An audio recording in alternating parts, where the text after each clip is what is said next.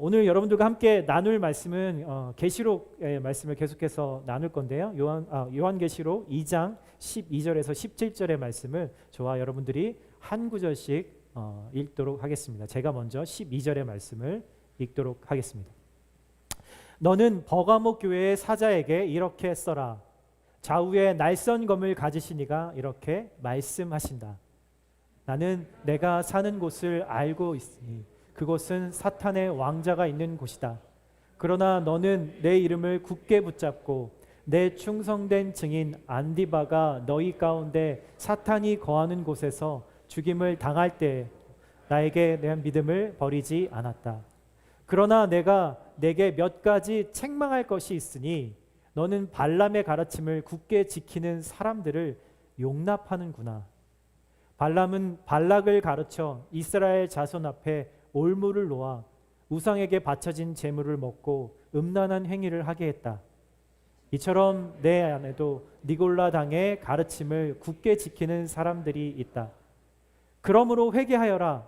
그렇지 않으면 내가 당장 내게로 가서 내 입의 검으로 그들과 싸울 것이다. 귀 있는 사람은 성령이 교회들에게 하시는 말씀을 들어라. 내가 이기는 사람들에게는 감추인 만나를 주고 그에게 흰 돌과 그 위에 쓰인 새 이름을 주리니 받는 사람 외에는 아무도 그것을 알지 못할 것이다. 아멘. 네, 오늘 말씀의 제목은 크리스천은 말씀으로 싸워야 합니다라는 제목을 정해봤습니다. 여러분, 오늘 짧은 구절을 읽었는데 잘 이해가 되세요? 잘 어렵지 않으세요? 요한계시록은 사실 성경 전체 중에서도 좀 이해하기 조금 어려운 부분이 있는 성경이긴 합니다. 여러분들이 어려우시다면 저도 어렵습니다. 제가 그렇게 특별한 사람이 아니기 때문에. 다만 이 일주일이라는 시간을 또 말씀을 묵상하면서 또 시간들을 또 주님 안에서 보냈다라는 거겠죠. 오늘 요한계시록의 7개의 교회에 보내는 예수님의 편지를 우리가 함께 묵상하고 있어요. 여러분, 이번에는 세 번째 교회인 버가모 교회입니다. 지도를 통해서 보시면 아시겠지만 이 지역은 현재 터키 지역이고요. 실제로 그 당시에도 존재했던 교회들이죠. 버가모 교회, 오늘 살펴볼 이 교회는 지난주에 우리가 나누었던 서머나 교회에서 아주 그렇게 멀지 않은 곳입니다. 북쪽으로 한 50마일 정도 떨어져 있는 곳이에요. 아마 칼라마주에서 우리 자쿠스 씨의 밥을 먹으러 가려면 한 50마일 정도, 그 정도의 거리, 뭐 아마 이웃 동네에 있는 교회라고 할 수 있겠죠. 이 버가모 지역은 다른 지역하고는 조금 다르게 한 해발 한 400m 정도의 산 위에 세워진 아주 큰 도시였습니다. 아주 옛날부터 이곳에는 도시가 존재했던 곳이었어요. 중고등학교 때 세계사를 또 배우셨잖아요, 그렇죠? 그래서 잠깐 세계사의 역사를 좀 떠올려 보면 트로이의 목마라고 하는 거를 들어보신 적 있죠? 그 전쟁이 요 지역 근처에서 일어났던 곳입니다. 아주 옛날부터 큰 고대 도시였죠. 지금은 터키의 땅이고 지금의 지명은 베르가마라고 하는 지역이에요. 그래서 400m 정도 좀 높은 곳에 세워졌다고 제가 말씀드렸잖아요. 그 위에 올라가서 사진을 찍으면 저렇게 정말 주변의 사방이 다 이렇게 보이는 곳이시죠. 로마 시대에 이 알렉산더 대왕이 죽은 후에 이곳에 그 당시의 말로 아크로폴리스라고 불리는데 로마의 아주 큰 도시를 말하는 겁니다. 그 아크로폴리스가 이 버가모에 세워졌죠. 그래서 유명해진 지역입니다. 로마 시대에는 이 터키 지역의 이 소아시아라고 부르는 이 지역의 제국의 수도로 여겨졌던 곳이었어요. 그러니까 뭐 정말 중요한 도시인 거죠. 근데 이 버가모 지역이라는 곳이 참 몇 가지로 좀 유명한 특징이 있습니다. 오늘 말씀을 이해하기 위해서 조금 필요해서 제가 몇 가지만 말씀드려요. 첫 번째는 이곳에는 그리스의 4대 신의 신전이 있는 곳입니다.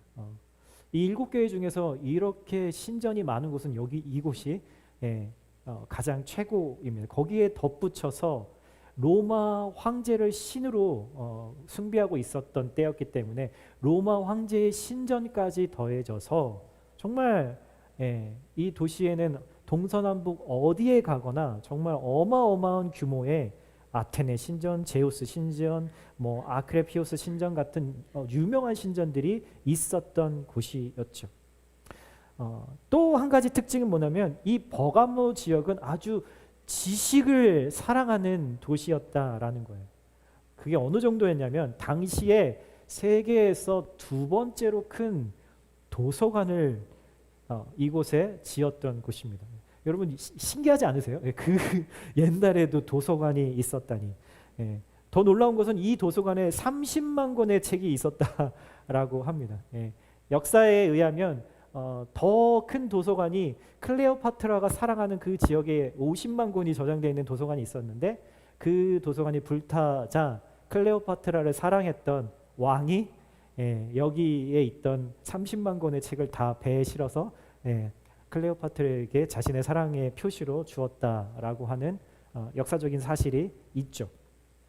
어찌됐든 지식을 너무너무 사랑해서 30만 권에 대한 책을 보유하고 있었대요. 여러분 어마어마한 겁니다. 그 당시의 기준으로 정말 그리스 로마의 그 철학책들과 그런 책들이 주류였겠죠.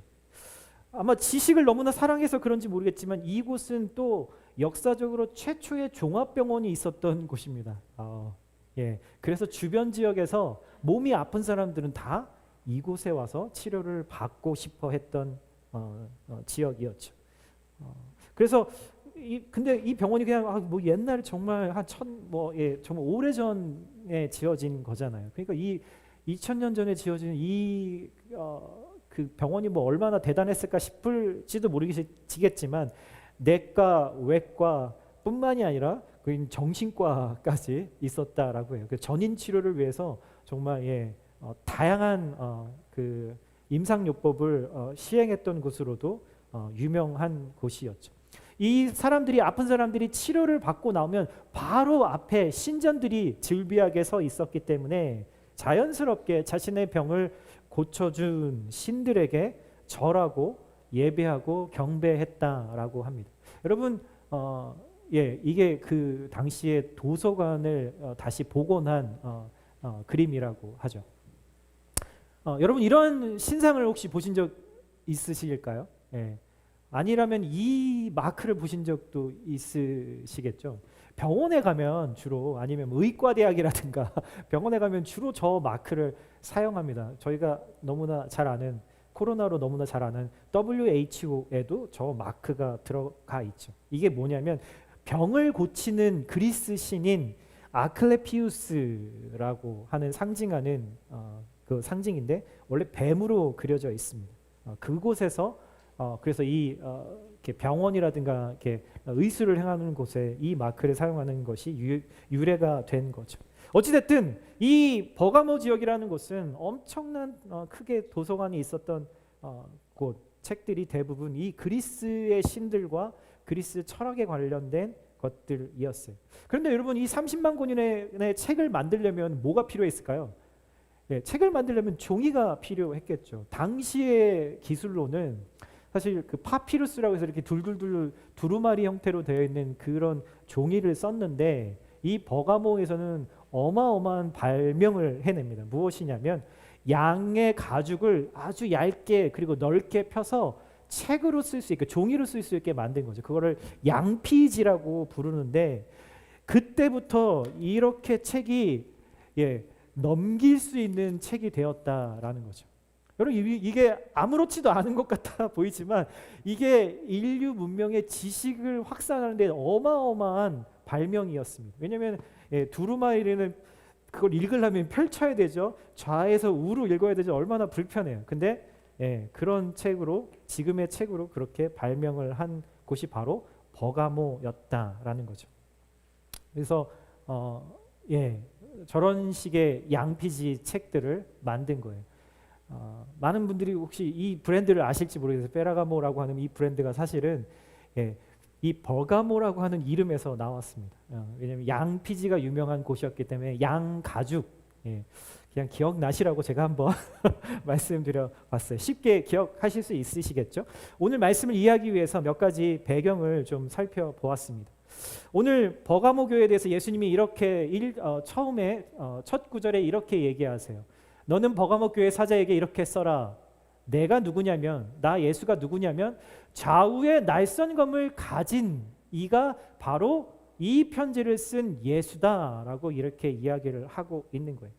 여러분, 누누이 말씀드리지만 이 예수님이 첫 구절에 나는 어떤 사람이 어떤 존재다라고 말하는 이게 그 교회의 상황하고 아주 직결되는 중요한 이슈였어요. 여러분, 당시에 군인들이 검을 가지고 있습니다.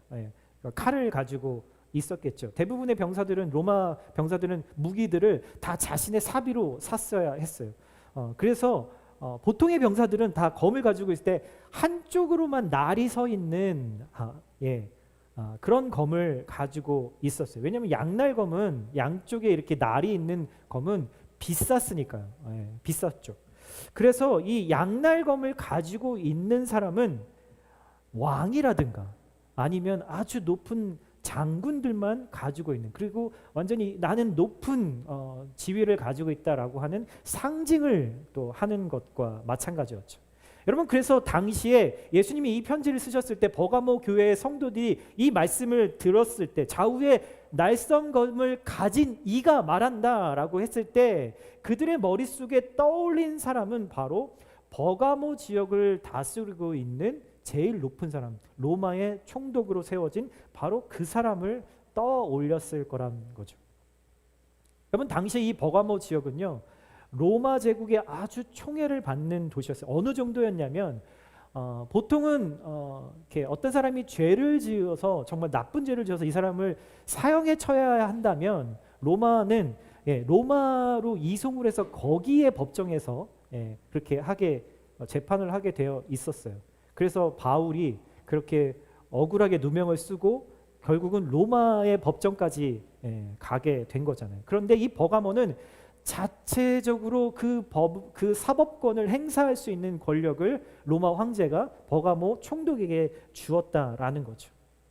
제가 말한 그냥 지어낸 말이 아니라 역사의 근거에서 말씀을 드리는 겁니다. 그래서 이 사람들이 정말 그 버가모 총독에게는 사형도 집행할 수 있는 막강한 사법권이 있다라고 생각을 했고, 그 사람이 바로 이 양날검을 가지고 있는 바로 그러한 존재다라고 생각을 했던 거죠. 총독의 말 한마디에 사람의 생명이 왔다 갔다 할 수 있는 곳. 여러분, 여기까지만 한번 생각해 보면 이 버가모 이 지역에 예수의 교회가, 하나님의 교회가 세워져 있다라는 것. 여러분, 그곳에 있던 크리스찬들의 삶은 과연 어땠을까요? 아주 쉽고 태평하게 평안하게 신앙생활을 할 수 있었을까요? 전혀 아닐 겁니다. 도시 동서남북을 어디를 향해도 예수님만이 나의 주님이시다라고 신앙 고백을 할 수 있는 환경이 아니었어요. 그런 버가모 교회의 성도들에게 예수님은 지금 제일 첫 구절에, 편지의 제일 첫 문장에 뭐라고 말씀하시냐면, 내가 진짜 좌우의 날선검을 가지고 있는 하나님이야. 내가 선과 악을 심판할 궁극적으로 최종적으로 그 심판자야 라고 그 진리에 대해서 먼저 선언하시고 이 편지를 이어가신다라는 거죠. 그래서 13절에 이렇게 예수님께서 계속 말씀을 이어가세요. 나는 네가 살고 있는 곳을 알고 있어. 그곳은 바로 사탄의 왕자가 있는 곳이야 라고 말씀하십니다. 여러분, 예수님은 버가모 교회의 상황을 너무나 잘 알고 계셨어요. 사탄의 왕자, 사방 곳곳에서 사탄의 어둠의 세력들이 다스리고 있는 곳이라는 거죠. 그곳이 어떤 곳인지만 알고 계신다는 말이 아니라 그곳에서 믿음을 지키고 있는 버가모 성도들의 어려움도 예수님이 나 모르지 않아, 다 알고 있어. 내가 너희를 눈동자처럼 지금 24시간 365일 지켜보고 있고 너를 보호하고 있어 라고 지금 말씀하고 있는 거라. 예수님은 여러분 절대로 나를 모르지 않으세요. 나만 알고 예수님은 진짜 모르실 거야. 그렇지 않다는 거죠. 나의 마음을, 나의 상황을 나보다도 더 정확하게 그 일을 알고 계시고, 그래서 주님의 길로 나를 이끌어 가시려고 매 순간마다 성실하게 나를 위해서 일을 하고 계신 분이 바로 예수님이세요. 여러분, 그래서 우리는 언제나 예수님을 의지할 수 있죠. 그리고 언제나 예수님을 신뢰할 수 있는 겁니다. 여러분, 예수님이 이 편지를 쓰기 전에, 얼마 전에 이 버가모 교회에 한 명의 순교자가 나타났다, 발생했다라는 것을 얘기하시죠. 그것도 알고 계셨어요. 버가모 교회에 안디바라고 하는 성도가 믿음 때문에 죽임을 당했다라는 그 사실, 그리고 그런 일을 겪는 동안에도 버가모 교회 성도들이 예수님을 향한 그 믿음을 흔들리지 않고 정말 굳건하게 붙잡고 있었다라는 것에 대해서 예수님이 칭찬을 하십니다.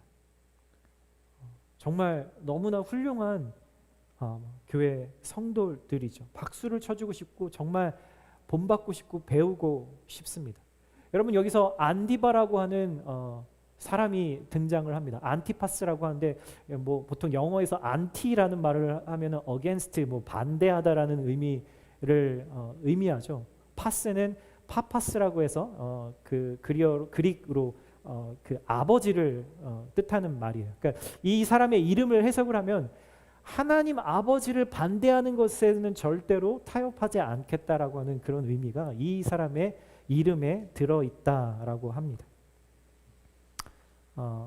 교회의 전승 기록에 보면은 이 안디바라고 하는 사람은 이곳에 교회를 개척한 바울이 교회의 담임 목사로, 감독으로 세운 사람이었다라고 하는 기록이 있어요.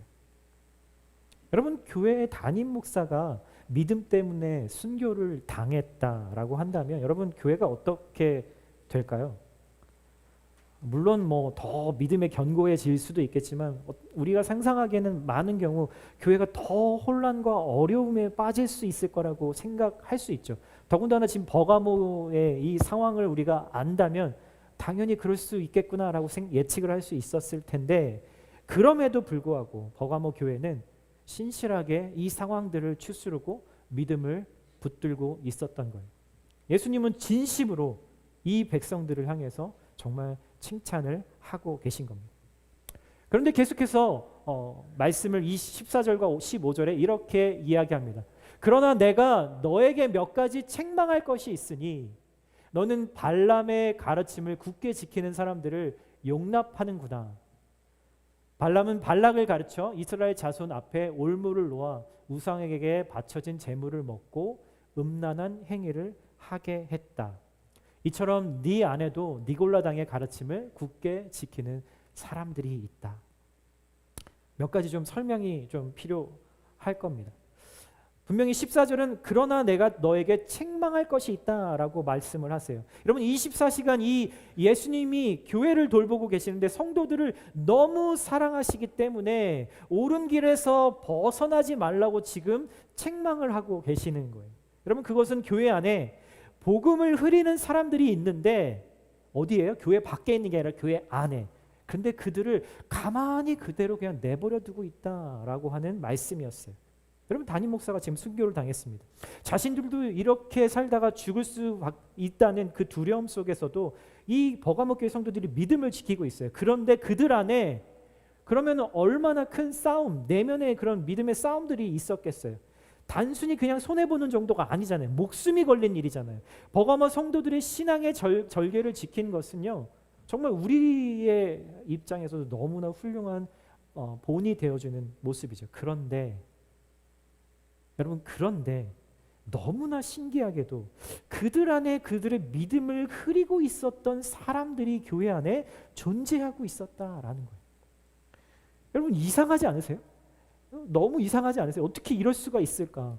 이런 교회가 어떻게 이 내부에 이런 일이 있을 수 있을까라는 생각이 드는 거죠. 예수님이 하신 이 책망이 무슨 말인지 이해할 수 있도록 예수님이 거기에 대한 설명까지 붙여주셨어요. 그 원인은 발람의 이야기에서 배울 수 있는 가르침이라고 말씀해 주시는 거죠. 구약의 민수기에 보면은 발람의 이야기가 나옵니다. 뭐 많은 분들이 아마 그거는 기억하실 거예요. 주일학교 때 나귀를 발람이 타고 가다가 나귀가 하나님의 천사가 그를 막아선 것을 보고 멈추었던 그 사건. 근데 나중에 계속 나귀를 왜 나귀가 안 가냐고 하고 발람이 회초리로 때리니까 나중에 하나님이 나귀의 입을 열어서 말하게 하시는 되게 우화스러운 이야기가 등장하죠. 여러분, 발람이라는 사람은요, 구약 시대에 나오는 이방 종교의 주술사였습니다. 당대 아주 그래도 나름 유명한, 아주 소위 말해서 신기가 있는 주술사였어요. 이스라엘 백성들이 이집트에서 구원을 받아서 나와서 하나님이 약속하신 그 가나안 땅으로 이제 들어가려고 하는 그 즈음에 지금 이 모압이라고 하는 족속의 왕이 이스라엘 사람들이 지금껏 여기 오면서 다른 민족들을 하나님의 능력으로 다 이기고 온 것을 소식을 들어요. 그래서 야, 이러다가 우리가 지고 말겠구나, 우리가 죽고 말겠구나. 하나님이 이스라엘 백성을 도우셨다면 나도 신의 도움을 빌려서 이 전쟁을 하지 않으면 안 되겠구나. 그래서 그 당시에 가장 용하다고 하는 주술사를 찾아갔는데 그 사람이 바로 발람이라는 사람이었어요. 이 발람을 찾아가서 이스라엘 백성들을 저 높은 산에서 그들이 이동하는 것들을 보고 저들을 저주해서 저들이 모압과의 전쟁에서 지게 만들어 달라. 그러면 내가 엄청난 재물을 너에게 주겠다. 헤아릴 수 없는 재물을 너에게 주겠다라고 꼬십니다. 그래서 이 발람이 이 왕을 쫓아서 그렇게 하려고 3번이나 산을 옮겨 다니면서 하는데 하나님이 이 발람의 저주를 막으시고 오히려 그의 입술을 통해서 축복의 말을 하게 하시죠. 그래서 결국은 발람과 발락이 원했던 모든 일들이 다 수포로 돌아갑니다. 그렇게 하고 발람은 다시 자기의 집으로 돌아가는데 거기에서 끝난 게 아니었어요. 그 이후의 이야기를 보면 발람이 이 엄청난 돈을 또 탐하는 마음이 있었기 때문에 하나님이 막으셔서 이 계략은 성공을 못했지만 아마 이렇게 하면 분명히 이스라엘 사람들이 넘어지게 될 거야 하고 발락에게 가르쳐 줍니다. 그 방법은 바로 이런 내용이었죠. 아리따운 모압에서 너희들 중에서 진짜 예쁜 여자들 모아서 이스라엘 남자들을 오라고 유혹해서 그들과 함께 성관계를 맺고 그렇게 성적인 쾌락에 취하면 이스라엘 사람들 데리고 너희들의 신, 이방 신들 신상 앞에 가서 절하고 예배하고 그곳에서 함께 음식을 나눠 먹어라 라고 발람이 그 계략을 알려주죠. 그리고 발락은 그렇게 행합니다. 여러분 어떻게 됐을까요? 이스라엘 백성들은 이 계략 앞에 완전히 넘어지고 말게 되죠. 그래서 바알부올이라고 하는 그 사건이 민수기서에 기록되어 있습니다. 하나님이 이 일에 진노하셔서 정말 수만 명의 사람들을 전염병을 통해서 한 번에 죽이시는 그 사건이 일어나죠. 여러분 큰 것에 성공했어요. 아주 대의적인 거, 아주 그런 것들에서 넘어지지 않았는데 자그마한 돌뿌리에 걸려서 넘어진 거예요. 그 발람의 계략대로 이스라엘 사람들이 하나님 앞에 엄청난 죄를 짓게 됩니다. 이스라엘 사람들이 왜 죄를 짓게 되었을까요? 물론 발람의 아주 혐오스러운 이 계략이 있었지만 이스라엘 사람들에게 이미 이 가나안 땅에 들어오면서부터 가나안 땅의 문화가 그들의 마음과 생각을 지배하기 시작했던 이유가 있었어요. 여러분 가나안이라고 하는 문화, 그 땅의 문화는 한마디로 말하면 사람이 인간이 느끼고 욕망하는 그것대로 너가 원하는 대로 살 수 있다라는 거예요. 필요하면 신들을 영적인 것을 이용해서라도 네가 원하는 것을 해라라고 말하는 것이 바로 가나안의 문화였어요. 그래서 이들은 그들이 섬기는 신전에서 자신의 욕망을 채우기 위해서 집단 성관계를 하고 내가 원하면 얼마든지 신도 원할 거야 라고 자신의 죄를 죄가 아니라 이 시대의 문화, 이 시대의 트렌드, 이 지역의 특징이라고 주장했던 것이죠. 여러분, 이게 발람의 가르침이에요. 여러분, 요즘 시대와 너무 비슷하지 않으세요? 여러분, 예배를 여러분 드리고 예배당을 나가서 이 문을 나가서 이제 여러분 집으로, 학교로, 직장으로, 가정으로 돌아가실 거잖아요. 여러분, 우리가 돌아가서 여러분, 많은 크리스천들이 이 시대의 문화와 이 시대가 옳다고 말하는 것들, 트렌드와 우리는 많은 부분 타협하면서 살아갑니다. 여러분, 우리는 매일 거의 어쩌면 병적으로 나 스스로를 위로할 것들을 찾아다닙니다. 여러분, 한번 생각해 보세요. 자기 스스로를 위로한다? 여러분, 이걸 줄여서 자위라고 얘기하죠. 여러분, 그것이 결코 나에게 진정한 위로를 주지 못한다는 것을 깨달아도 우리는 그것을 쉽게 멈추지 못합니다. 여러분, 이 시대에 많은 사람들이 인터넷의 야동을 보면서 스스로를 위로하고, 결혼을 하지 않아도 이성 친구하고는 처음 만난 사람이라도 나의 성적인 욕구를 충분히 해결해도 아무 문제될 것 없다라고 생각하죠. 여러분, 이런 생각들은 컴퓨터 혹은 스마트폰을 통해서 미디어가 더 쉽고 더 빠르게 사람들의 생각을 바꾸기 시작하면서 하나의 문화가 되어버렸어요. 어떤 많은 그룹들이 이것을 인정하기 시작하면 이게 옳은 가치가 되어버리는 시대라는 거죠. 실제로 유튜브의 쇼츠, 인스타의 릴 같은 것들만 봐도 수없이 많은 사람들의 생각, 이미지, 영상이 여러분, 결국 이것들이 잘 곰곰이 생각해 보면 하나님의 말씀하고 부딪히지만 우리는 많은 경우 거기에 대한 분별함도 없고 거기에 대한 저항도 하지 않고 우리 안에, 우리의 생각 안으로, 우리의 마음 안으로 들어오는 것을 허락하고 살아간다라는 거죠. 눈에 보이진 않지만 발람의 계략처럼 걸려 넘어지게 만드는 돌뿌리들이 우리의 현실의 삶 가운데 얼마나 많이 놓여 있는지 모릅니다. 여러분, 또 교회에서 은혜를 받았죠. 집에 돌아가서는 내 성격대로, 내 감정대로, 내 고집대로, 내 남편에게, 내 아내에게, 내 부모에게, 내 자녀들에게 날이 선 말들, 내 감정에 치우친 말들로 상처를 주기도 하죠. 사랑하는 자녀에게, 또 가족에게 신앙의 길에 대해서 어드바이스하고 옳은 길을 가르쳐 주기는 보단 세상에서 성공하는 길을 은근히 더 대놓고 원하기도 합니다. 또 직장에서는요, 우리 동료들과 함께 또 상사들과 함께 일하면서 누군가의 연약함을 보게 되면 우리가 인내하고 그들을 덮어주고 사랑해야 된다는 것은 알지만 나를 힘들게 하는 사람에게 비난과 분노의 화살을 너무나 쉽게 마구마구 날리기도 합니다. 왜요? 왜 그럴까요? 이 시대의 대부분의 사람들이 다 그렇게 하니까요. 모두가 다 하고 있고 모두가 그렇게 해도 괜찮다고 말하는 시대니까요. 그런 영상들이 수도 없이 우리의 마음과 눈으로 들어오면서 그래도 괜찮아, 그게 이 시대의 트렌드야 라고 생각하게 되는 것이죠. 여러분, 하나님의 말씀에 조금씩 물을 타기 시작하면 나중에 이게 도대체 원래 무슨 맛이었는지, 무슨 냄새가 났는지도 모르는 그런 상황까지 가게 되는 거예요. 여러분, 교회라고 다르지 않습니다.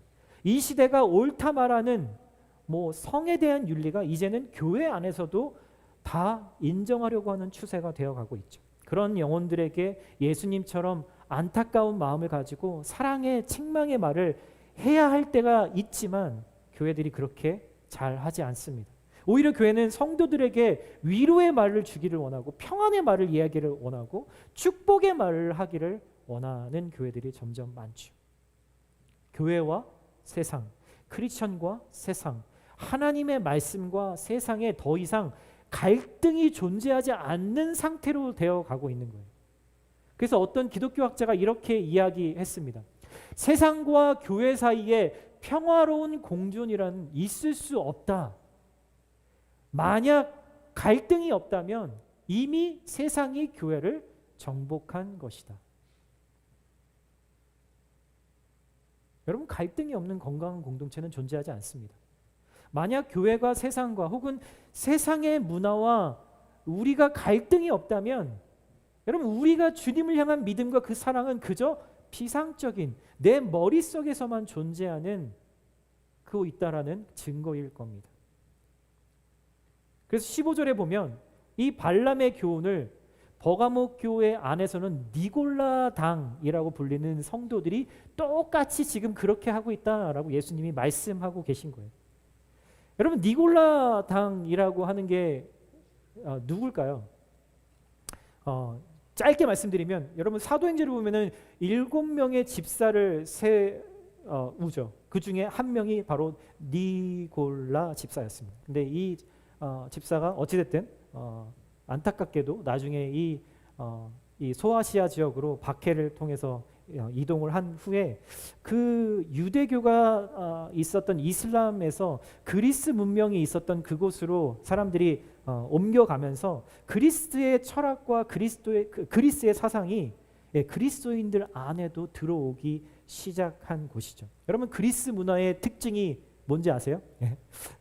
너무 어려운 얘기는 제가 안 할 거예요. 저도 어려운 거 별로 안 좋아하니까. 그리스 문화의 특징은요, 인간은 영혼과 육체가 나뉘어져 있는데 인간에게는 영혼이 훨씬 중요하다.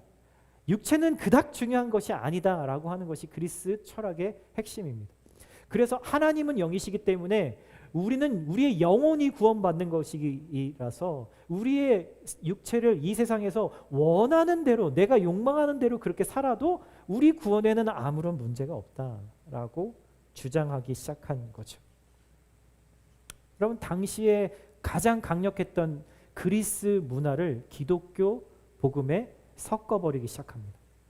하나님의 말씀에 그 시대의 사상과 문화를 어느 정도 받아들여서 하나님의 말씀에 끼워놓고 그것을 교회 안에서 주장하고 이렇게 가르치기 시작했던 사람들이 바로 니골라당이라고 하는 사람들이었다는 거죠.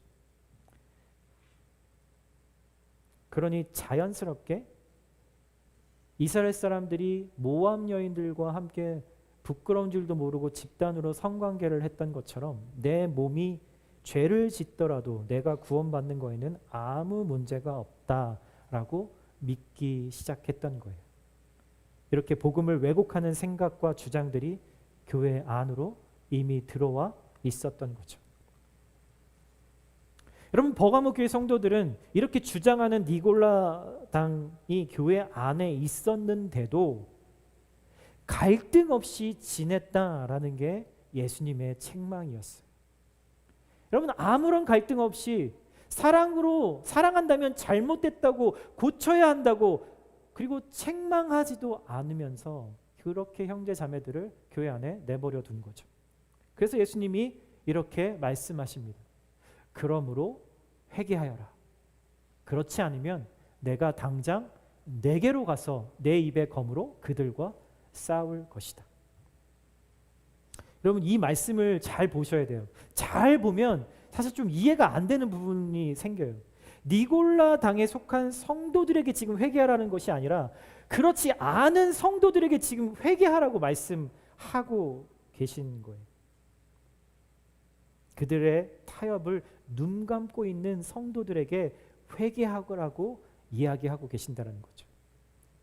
내게로 그들과 라고 그렇게 얘기하죠. 여러분, 이상하지 않으세요? 그런데 이 말씀을 잘 새겨야 합니다. 우리는 여러분 한 교회로서 형제 자매의 짐을 함께 지고 있는 교회라는 것을 기억해야 돼요. 여러분, 한 형제가 잘못된 길을 가고 있다면 그 형제에게 우리는 기도하고 사랑으로 책망하고 옳은 길을 말해줘야 해요. 그리고 그 전에 나부터 먼저 회개하라고 하시는 거예요, 예수님께서. 여러분, 공동체의 방어벽이 뚫리는 거니까 나의 죄이기도 한 거예요. 저 사람의 죄에서 끝나는 것이 아니라 그 교회는 이 사람이 죄를 지면 결국 그 죄가 나에게까지도 올 것이기 때문에 결국 그를 방어하는 것이 바로 나를 방어하는 일이기도 한 것이죠. 여러분, 우리 교회가 코로나가 끝난 후부터 BTS 양육과정을 더 공격적으로 하고 있습니다. 매 학기마다 주중에 월요일, 화요일, 수요일, 목요일, 주일에도 이 BTS 양육 과정을 함께 하고 있습니다. 지금 거의 이번 학기에 거의 30명 정도가 하고 있어요. 저희 교회 규모를 생각하면 엄청난 숫자입니다. 여러분 왜 이렇게까지 하고 있을까요?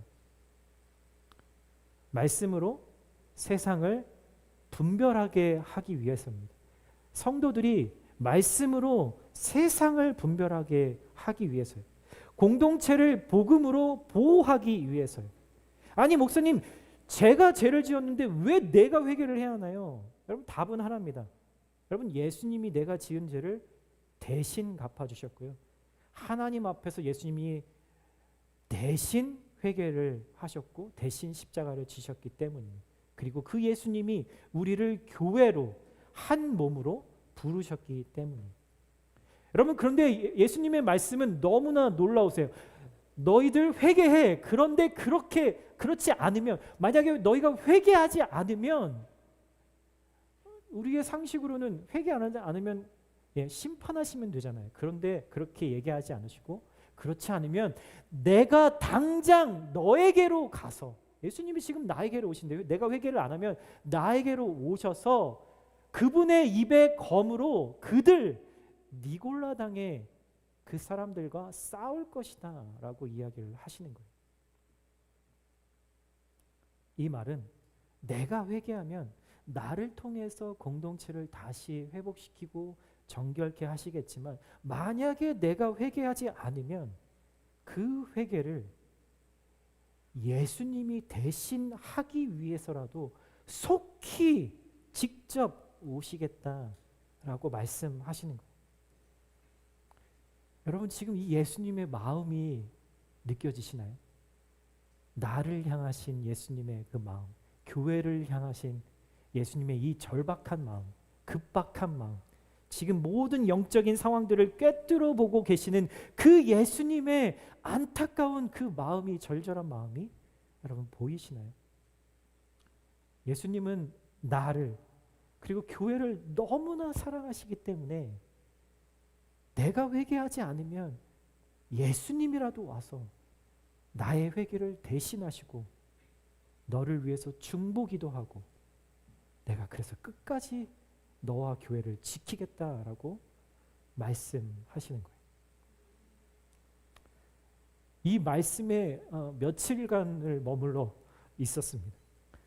이해가 되지 않았어요, 처음에. 근데 이해가 되고 나니까 하나님 앞에서, 예수님 앞에서 아무 말도 할 수가 없더라고요. 여러분 버가모 성도들의 신앙에서 가장 중요한 것, 그들은 예수님의 이름을 부인하지는 않았습니다. 그런데 그들의 삶에서 작은 것들 하나하나와 신앙을 타협하기 시작했어요. 예수님은 이것을 책망하고 계신 거예요. 예수님을 모르는 세상 사람들을 책망하신 것이 아니에요. 여러분은 하나님과 저와 여러분들 성도들을 향해서 책망을 하고 계신 것이죠. 그럼 우리는 세상 속에서 양다리를 걸치면 안 되는 존재들입니다. 우리가 사는 곳은 이 예배당이 아니라 세상 속입니다. 우리는 거룩하게 구별되어서 세상 속에서 하나님의 그 빛과 그 소금의 역할을 하라고 보내심 받은 사람들이에요. 말씀과 죄의 경계선에서 어정쩡하게 서 있으라고 보낸 사람들이 아닌 거죠. 여러분 그렇다고 해서 우리 모두 세상을 등지고 다 수도원으로, 기도원으로 들어가라고 하는 말이 아니에요. 우리가 사는 곳은 반드시 세상 속이어야 합니다. 그래야 빛과 소금의 역할을 할 수 있기 때문이죠. 그래서 크리스천은 먼저 하나님의 말씀이 늘 이 세상의 문화와 이 세상이 주는 생각들을 분별하는 기준이 되어야 하는 거예요. 오늘의 말씀의 제목처럼 크리스천은 오직 말씀으로 싸워야 합니다. 이 세상 속에서. 세상이 모두 다 이게 옳다라고 말을 해도 하나님의 말씀에 근거해서 아니라고 한다면 우리는 단호하게 NO라고 이야기할 수 있어야 합니다. 그런데 만약 교회에서는 말씀으로 살면서 세상에 나가서는 세상의 트렌드대로 양다리를 걸치고 타협하기 시작하면 여러분 궁극적으로 결과적으로 우리는 오래 지나지 않아서 분명히 하나님을 떠나게 될 것입니다. 우리의 다음 세대가 지금 벌써 이러한 증상을 겪고 있는 것을 온 세계에서 보고 있죠. 사랑하는 형제자매 여러분, 다시 한번 말씀드리지만 크리스천은 이 세상 속에서 말씀으로, 하나님의 말씀으로 싸워야 합니다. 예수님이 오셔서 세상을 심판하시는 일은 오직 하나님의 말씀으로 하시겠다라고 말씀하셨어요. 그래서 마지막 17절 9절에 뭐라고 말씀하시냐면 계속해서 반복되는 말이지만 성령이 교회들에게 우리들에게 하시는 말씀을 들으라라고 지금 이야기하시는 거예요. 그러면서 이기는 사람들에게는 이러한 상을 주시겠다라고 약속하시는데 이기는 사람이라는 것은 과연 뭘 얘기하냐면 내 안으로 들어온 이 거짓된 세상의 진리를 하나님이 나에게 말씀해 주셔서 가르쳐 주실 때 회개하는 사람을 바로 이기는 사람이라고 이야기하는 것이죠. 여러분 우리가 사순절을 특별히 지키면서 매일매일 하나님의 말씀을 묵상하도록 여러분들을 격려하고 있고 함께 기도하고 있습니다. 매일 하나님의 말씀이 우리 안에 들어와야 돼요. 그래서 그 말씀이 나를 온전하게 세우고 내 생각과 내 마인드를 온전하게 세워야 우리가 살아가는 이 세상에서 그 세상의 문화와 세상의 트렌드를 말씀을 통해서 분별할 수 있고 말씀을 통해서 내가 어떻게 선택을 해야 되는지를 알 수 있게 된다라는 거죠. 결국 마지막에 이 이기는 사람에게 내가 그 이름이 적혀 있는 흰돌을 주시겠다. 그리고 숨겨진 만나를 주시겠다라는 말은 쉽게 말하면 나를 너에게 줄게라고 하시는 말씀과 똑같습니다. 예수님이 지금 내 전부를 너에게 줄게. 그러니 이 사랑의 관계 가운데 더 견고하게 우리가 서로만을 바라보며 이 세상 가운데서 살아가자라고 말씀하고 계신 것이죠. 여러분 우리가 사는 이 세상 우리 발에 돌뿌리가 걸려 넘어질 수 있게 만드는 수많은 유혹들이 우리가 이 자리를 나가면 넘쳐나는 곳이 바로 우리가 사는 곳입니다. 사탄의 권자가 있는 곳 버가몬뿐만이 아니라 우리가 사는 바로 이곳입니다. 이곳에서 우리가 크리스천으로 살아갈 수 있는 방법은 매일 성령께서 나에게 하시는 말씀을 듣고 내 삶을 정결케 하는 삶입니다.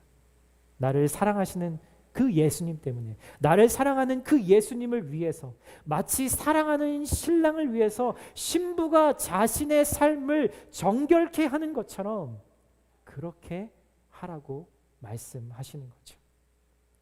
이 사순절의 기간 동안 우리가 매일매일 하나님의 말씀을 묵상을 통해서 성령께서 나와 우리의 형제 자매들에게 하나님의 음성을 듣게 하실 수 있기를 예수님의 이름으로 축복드립니다. 아멘. 아멘. 우리